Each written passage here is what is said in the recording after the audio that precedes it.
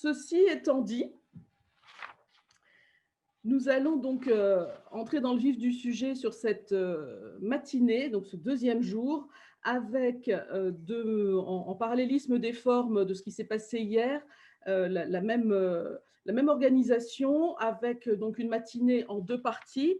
Une première partie de propos d'ouverture, où nous avons le plaisir d'accueillir Yves Le Breton, directeur général de l'Agence nationale de cohérence territoriale, et également en deuxième partie les ateliers qui se dérouleront de 10h à 12h. Pour cette première partie, comme hier, vos micros sont donc fermés, mais l'espace de conversation est ouvert et cela vous permet de poser vos questions au fil de l'eau de ces interventions, de manière à ce que ces questions soient recueillies, traitées, éventuellement synthétisées, reformulées, pour qu'elles soient ensuite reposées de manière à en prendre le plus possible. Et c'est Michael Ressier et son équipe qui s'occupent de cette préparation. Il est 9h33. Je laisse la parole pour des propos introductifs à l'introduction au président Raymond Vall. Et je vous souhaite une bonne matinée. Nous nous retrouvons ensuite après les propos de Monsieur le directeur général de l'ANCT. À tout à l'heure. Monsieur Vall, c'est à vous. Merci. Bonjour à tous. Bonjour, Monsieur le directeur général. Merci de nous avoir accordé la possibilité de vous parler. Et je crois que ce confinement est très désagréable et pouvoir dialoguer avec plus de 300 territoires, c'est vraiment une opportunité. Vous savez que nous avons eu donc une première journée, plus de 300 participants, je l'ai déjà dit, et donc des ateliers très, très intéressants. Beaucoup de questions. Je ne vais pas déflorer les questions, mais je participerai comme les autres à ce jeu questions-réponses. Et donc, en attendant, je pense que vous n'ignorez pas l'attente de ce territoire par rapport à la mise en place de votre agence. Et bien sûr, nous allons tout de suite vous passer la parole pour que vous puissiez donc à la fois nous faire un petit peu le point de votre installation sur les territoires. Et puis, je pense que les questions vont rapidement venir et je reprendrai la parole tout à l'heure pour y participer. Merci encore une fois. Merci à toute l'équipe de la NPP et qui a remarquablement organisé cette première journée. Et bravo à tous ceux qui sont présents pour leur présence et l'intérêt qu'ils portent donc à notre pays. Merci. Merci, Monsieur le Président. J'espère que vous m'entendez toutes et tous bien. Je voudrais d'abord, si vous me le permettez, vous saluer, Monsieur le Président, vous dire combien j'ai apprécié sur l'année qui vient de s'écouler, puisque moi j'ai pris mes fonctions à la tête du CGET en tant que préfigurateur de l'agence et depuis le 1er janvier comme directeur général de l'ANCT. J'ai apprécié votre engagement au profit des territoires, aussi bien dans vos fonctions parlementaires que dans vos fonctions de président de la NPP. Je crois que ça vous en avez encore pour une semaine, donc vous me permettez à ce stade de vous saluer vraiment très, très sincèrement.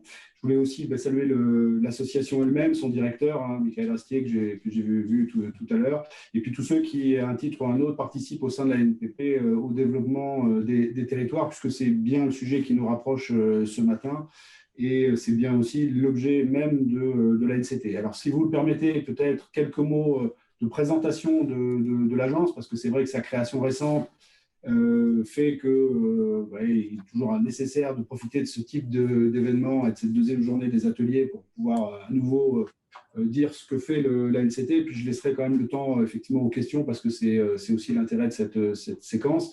Alors effectivement, c'est moins convivial et moins interactif que si ça avait été en présentiel, mais bon, il faut pouvoir profiter de la formule que nous impose le contexte pour quand même en tirer un espace de discussion. Alors, l'Agence nationale de cohésion des territoires, c'est avant tout une volonté partagée de l'État et des collectivités territoriales d'un nouveau mode de fonctionnement de l'État au profit des projets portés par les collectivités territoriales, et notamment en matière d'appui en ingénierie. Ça, je dirais que s'il n'y avait qu'une seule ligne de résumé à retenir, c'est celle-là. Donc, c'est un projet qui a été lancé par le chef de l'État en 2017, qui rejoignait des propositions faites aussi bien par des parlementaires que par des associations d'élus. Et au final, une loi votée donc, en juillet 2019 et une création effective au 1er janvier 2020. Donc, c'est dire que l'ANCT est à la fois une création récente, issue de regroupement de 3 entités précédentes, mais c'est en même temps l'héritière de structures nettement plus anciennes et bien ancrées dans le paysage administratif français en matière d'aménagement du territoire, puisque l'ANCT est directement héritière de la DATAR, évidemment, hein, sa grand-mère, si j'ose l'expression, et du CGET, du Commissariat général à l'égalité des territoires, dont elle est directement issue, sachant que l'ANCT comprend également l'Agence du numérique, j'aurai l'occasion d'y revenir, et puis l'ancien établissement public EPARECA, donc en matière de restructuration commerciale. Donc voilà, ça c'est vraiment la première idée, c'est une nouvelle manière de travailler pour l'État au profit des collectivités territoriales. Deuxième idée, c'est que l'ANCT, c'est avant tout une organisation déconcentrée qui repose sur l'échelon départemental de l'État et avec un délégué territorial qui est le préfet de département. Et c'est ce préfet de département qui anime, notamment au travers des comités locaux de cohésion territoriale qui se mettent en place actuellement, la relation avec les collectivités et avec leurs émanations. Hein. Et donc, c'est vraiment une organisation déconcentrée. L'ANCT n'a pas de structure régionale ou de structure autre que ses équipes au siège, et qui peuvent être un peu partout sur le territoire, et donc le réseau territorial de l'État. Donc, l'idée, c'est de donner aux élus, aux collectivités territoriales et aux PETR ou aux pays comme ceux qui sont regroupés au sein de l'ANCT, des interlocuteurs qui sont bien connus, des circuits qui sont bien connus, ne pas réinventer de nouveaux circuits qui, de nouveau, pourraient générer un peu favoriser des initiés, des mieux informés. Là, on est vraiment sur un circuit que tous les élus connaissent. Alors, que fait l'ANCT ? 3 grands axes de développement pour l'agence. Je les décris rapidement pour, là aussi, ne pas trop empiéter sur le temps qui est imparti à la discussion. La contractualisation, État, collectivité territoriale, mais aussi favoriser la contractualisation entre les collectivités elles-mêmes. Ça, c'est le premier pilier. Deuxième pilier, les programmes nationaux d'appui. On en évoquera quelques-uns, notamment Petite Ville de demain, puisque c'est l'actualité aujourd'hui. Puis le troisième pilier, et ce n'est pas le moindre, je le cite en troisième, mais c'est loin d'être le moindre, c'est l'appui en ingénierie au profit des projets portés par les collectivités territoriales. Et donc, l'idée que l'ANCT se positionne comme tête de réseau d'une offre d'ingénierie qui permette notamment aux collectivités les moins bien équipées, les moins bien armées, de mener leurs projets. Alors, si je décline un peu plus ces trois piliers, sur la partie contractualisation, je voulais signaler l'élément d'actualité que sont les contrats de relance et de transition écologique. Ces contrats avaient été annoncés par le Premier ministre dans son discours de politique générale au mois de juillet. Ils sont désormais concrétisés par une circulaire qui a été envoyée au préfet, datée du 20 novembre. Donc, ces contrats de relance et de transition écologique sont des contrats globaux qui ont vocation à reprendre d'autres formules contractuelles proposées par l'État. On sait que beaucoup d'élus avaient exprimé une certaine forme de circonspection à l'égard du foisonnement des offres contractuelles. Donc, l'idée du CRTE, c'est bien de donner une boîte un peu globale à ces différentes formules de contractualisation.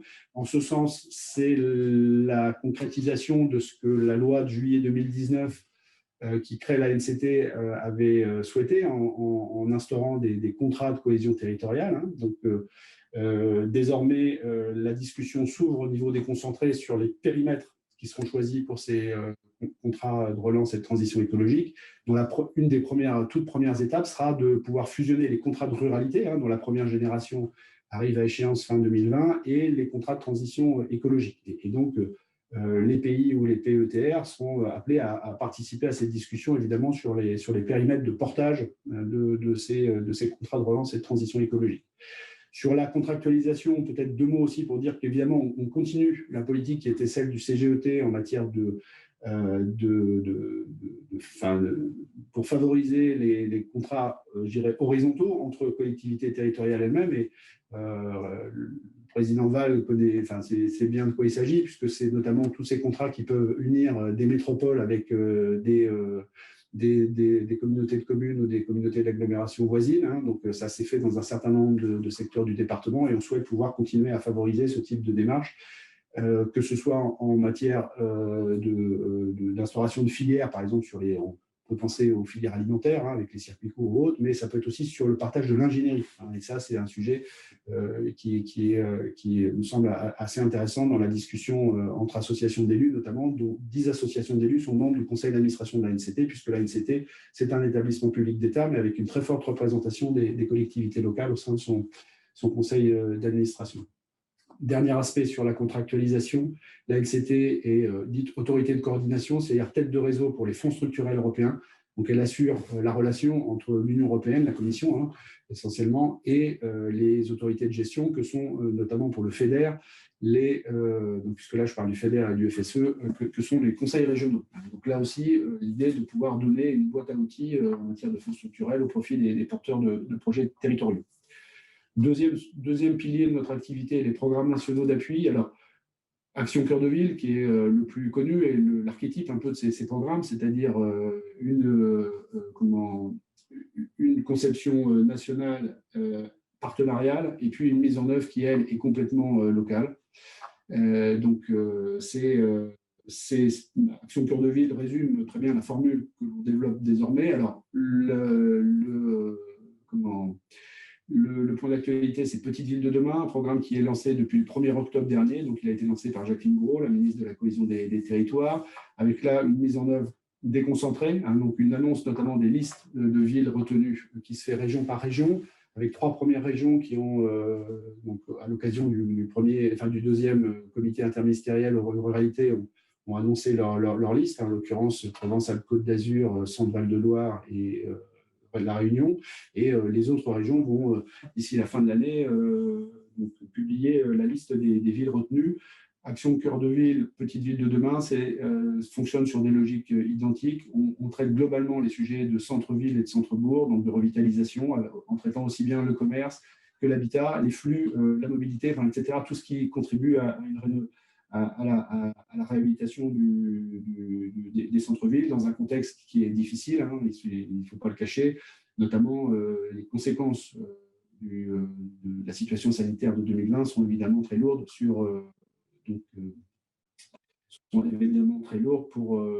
pour ces activités commerciales. Je pourrais citer d'autres programmes, mais je veux aller assez vite. France Service, notamment, qui est évidemment un programme important. Les programmes numériques, hein, donc aussi bien les réseaux avec le très haut débit et la mise en œuvre du No Deal sur l'amélioration de la téléphonie mobile. Donc, autant de sujets qui, dans les territoires, sont des sujets fondamentaux, que les sujets de l'inclusion numérique. Et le sénateur Éric Mouval, qui a travaillé sur ces sujets au Sénat, donc sujet de lutte contre l'électronisme, voit très bien de quoi il s'agit. Puis le dernier élément de l'activité de l'agence, là aussi, je suis obligé d'aller très vite pour pouvoir respecter le temps de la discussion, c'est l'appui en ingénierie au profit des collectivités territoriales. Donc, l'idée, c'est que l'ANCT intervient en complémentarité. Donc, d'une part, par ses moyens propres, hein, puisque nous avons ici, nous, des ressources que nous mettons au profit des territoires, notamment en matière d'études commerciales, par exemple, hein, puisqu'on a intégré l'ex-EPARECA, dont c'était le métier de faire de la restructuration de petits centres commerciaux où l'initiative privée ne suffisait pas. Donc ça, c'est désormais mis à disposition de tous les territoires. Mais au-delà de la ressource propre de l'ANCT, il y a évidemment les opérateurs d'État qui ont été conventionnés de par la volonté du législateur avec l'ANCT, donc l'ADEME en matière de transition énergétique, l'ANA sur les sujets d'amélioration de l'habitat et du logement, l'ANRU sur la partie rénovation urbaine, parce que l'ANCT, c'est aussi la politique de la ville, hein, il faut le souligner. Et puis, dernier opérateur, c'est le CEREMA, hein, donc gros opérateur d'ingénierie publique d'État qui se réoriente vers les besoins des collectivités territoriales. Et le dernier opérateur national lié avec l'ANCT, je dirais au démarrage, c'est la Banque des Territoires, donc la Caisse des dépôts et consignations.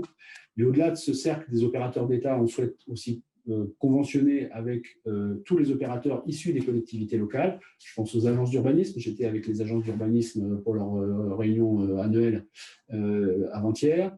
Je pense aussi au CAUE, je pense aux agences techniques départementales, enfin tout un réseau d'ingénierie locale qu'il s'agit, au travers notamment du comité local de cohésion territoriale que j'évoquais tout à l'heure, de pouvoir mettre en réseau au profit des projets portés par les collectivités et notamment aussi de faire connaître cette offre aux collectivités qui aujourd'hui ont du mal à se retrouver dans l'offre pour pouvoir porter leur projet.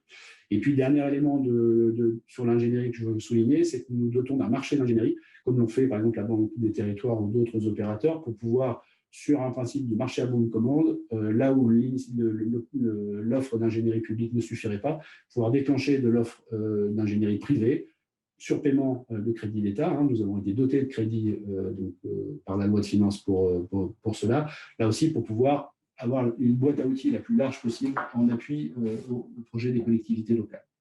Donc voilà, je suis allé forcément très très vite sur les activités de l'agence. Je voulais simplement donc pointer quelques éléments d'actualité. Je suis maintenant à votre disposition pour répondre à vos questions. Merci, monsieur le directeur général. Les propos très complets, effectivement, en un temps record. Merci à vous. Nous avons déjà quelques questions qui sont arrivées, et notamment la suivante. Vous évoquez l'appui à l'ingénierie, justement, sur cette dernière thématique. Comment, concrètement, l'ANCT va-t-elle soutenir cette ingénierie? Alors, concrètement, d'abord, c'est développer une offre de niveau national, ce que je viens de décrire dans ma présentation précédente. Ensuite, c'est mettre en place le circuit qui va permettre à une collectivité d'accéder à cette offre d'ingénierie. Et ça, l'élément essentiel, il est départemental. Autour du préfet de département, des élus des principales collectivités du département, des représentants des différentes associations d'élus, et avec les opérateurs d'ingénierie que je citais tout à l'heure, le CAUE, l'agence technique, etc. On étudie un dossier. Ce dossier, soit il a la capacité d'être traité au niveau local. Enfin, moi, j'étais préfet de département, personnellement, je sais que l'offre d'ingénierie locale, elle est souvent très abondante et elle permet de traiter les dossiers les plus simples. Soit le dossier présente des complexités par son thème, par sa dimension.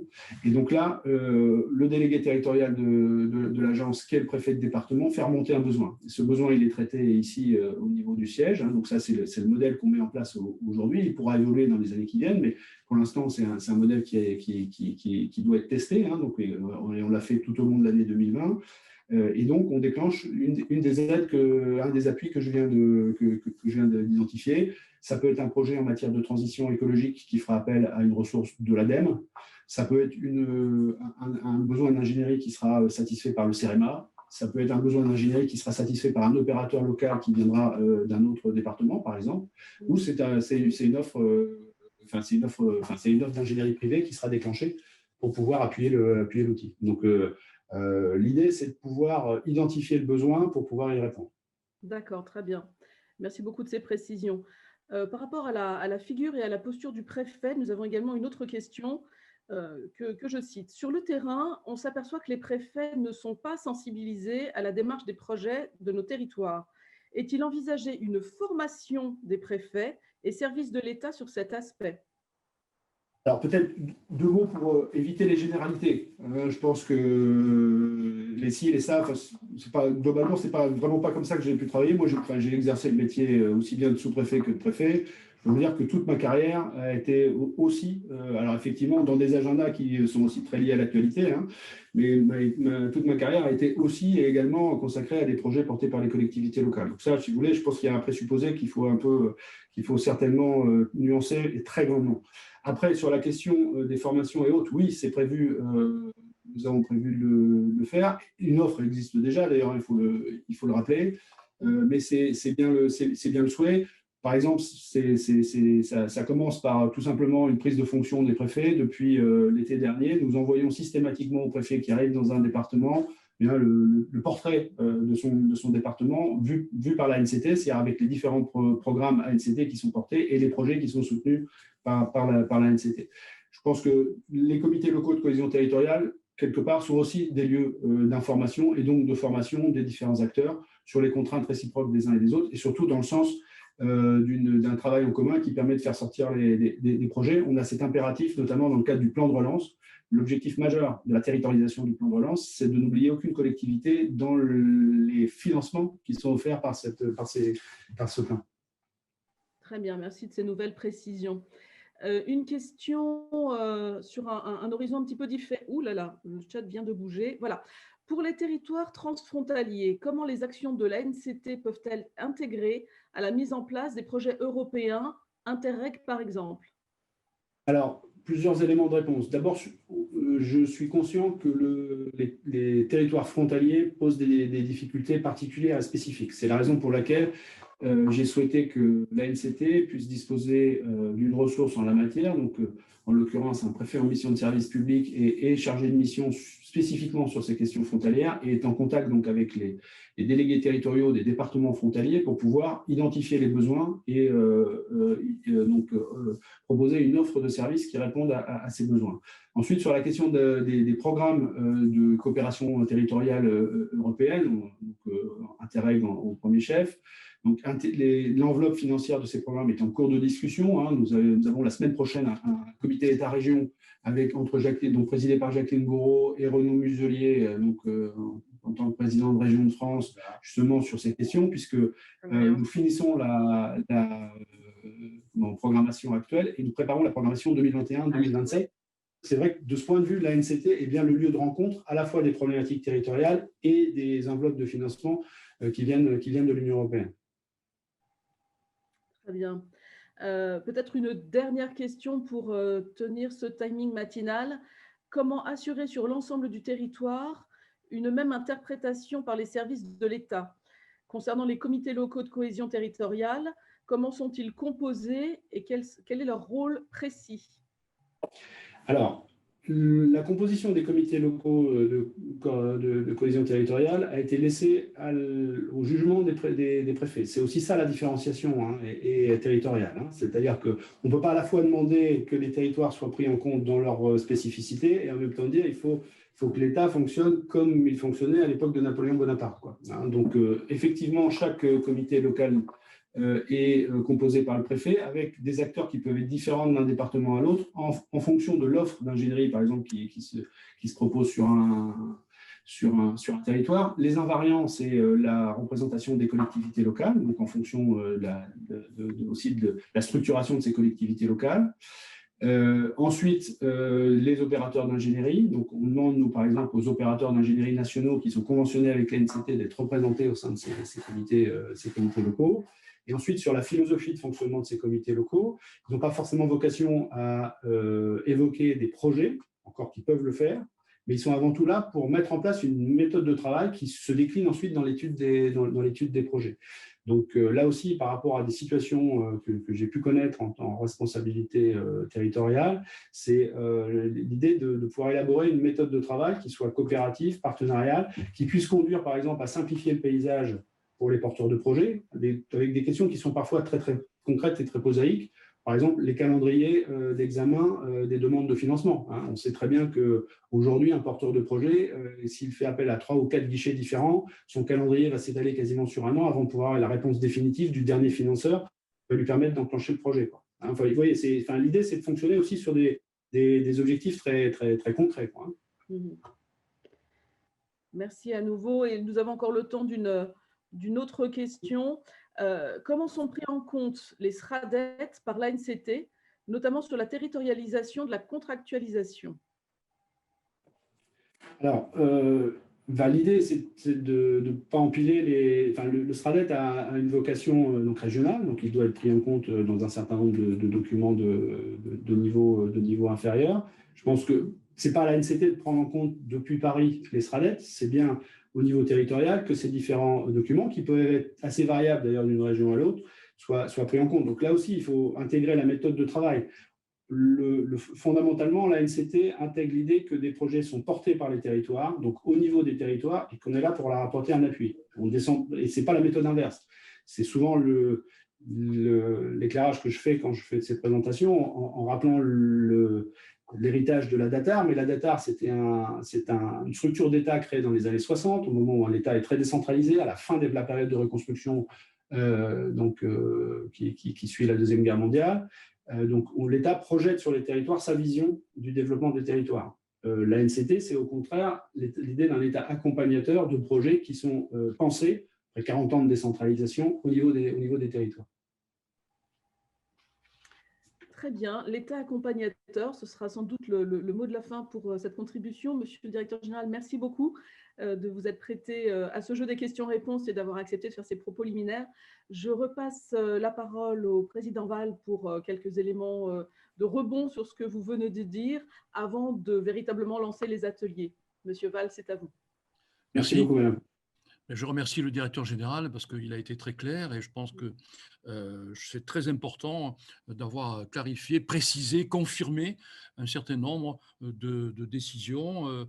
Et bien entendu, tout ça va certainement être adaptable. Hein, et je le remercie d'avoir insisté sur le fait que le maillage départemental et voire régional sera un gage de voir des décisions très adaptées aux situations territoriales. Et ça, c'est un gros espoir. Pour ma part, j'insisterai sur deux sujets. La coopération interterritoriale. Je crois que vous avez eu raison de souligner que il y a quelques exemples, mais malheureusement, ce n'est pas suffisant et c'est pourtant porteur d'espoir.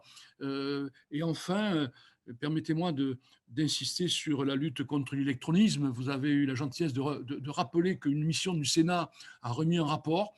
Je crois qu'il faut profiter de votre mise en place pour que nous avons souhaité proposer qu'il y ait un plan départemental de lutte contre l'illectronisme. Hein.